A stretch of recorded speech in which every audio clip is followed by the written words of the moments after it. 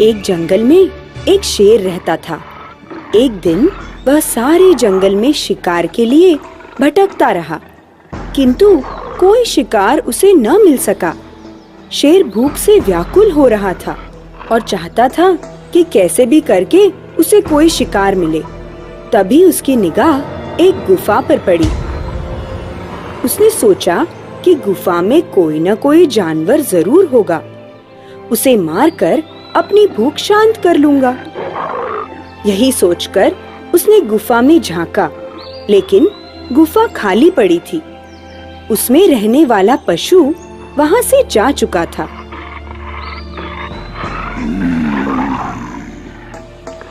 इस गुफा में कोई न कोई जानवर जरूर रहता है।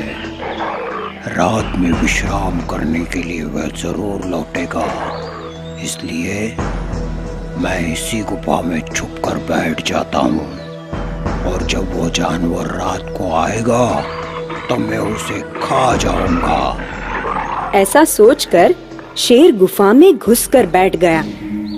यह गुफा एक गीदड़ की थी। शाम होते ही गीदड़ अपनी गुफा में लौटा। वह अपनी गुफा में घुसने ही वाला था कि ठिठक कर खड़ा हो गया। उसे शेर के पंजों के निशान दिख गए थे।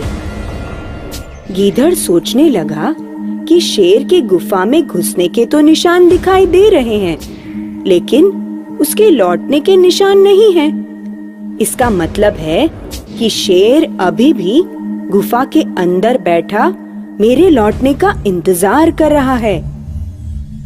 गीदड़ की बुद्धि बहुत तेज थी। उसने यह जानने के लिए कि शेर अंदर है कि नहीं, एक तरकीब सोची और उसने गुफा के बाहर से ही आवाज लगाई, गुफा, ओ गुफा, मैं आ गया हूँ। अब शेर ने गीदड़ की आवाज सुनी तो वह और भी दम साध कर बैठ गया। गीदड़ ने दोबारा आवाज लगाई, गुफा, ओ गुफा, आज तुम खामोश क्यों हो? मेरी बात का उत्तर क्यों नहीं देती?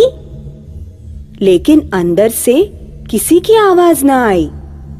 शेर एकदम से तैयार होकर बैठ गया। अरे, आज तो लगता है कि मेरी गुफा मुझसे नाराज हो गई है। मेरी बात का उत्तर ही नहीं दे रही। गीदड़ ने जैसे शेर को सुनाते हुए कहा, सुनो गुफा, यदि इस बार भी तुमने कोई जवाब नहीं दिया तो यह स्थान छोड़कर मैं हमेशा के लिए चला जाऊंगा और कोई नई गुफा खोज लूंगा। शिकार की ताक में घात लगाए शेर ने सोचा कि यह गुफा जरूर बोलती होगी, तो मैं ही क्यों ना जवाब दे दूं। गुफा किसी आवाज में गीदड़ को उत्तर दे ही देती होगी। यदि मैं चुप रहा तो गीदड़ गुफा में घुसेगा ही नहीं और शिकार मेरे हाथ से निकल जाएगा। यही विचार कर उसने हल्की सी आवाज अपने मुंह से निकाली,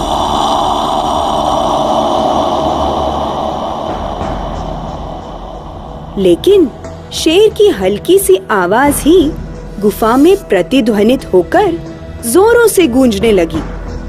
बस फिर क्या था, गीदड़ अपनी जान बचाने के लिए वहां से भाग खड़ा हुआ और भागते भागते उसने सोचा, यह अच्छा ही हुआ जो गुफा के बोलने वाली तरकीब मुझे सूझ गई, नहीं तो आज शेर जरूर मुझे चीर फाड़ कर खा जाता।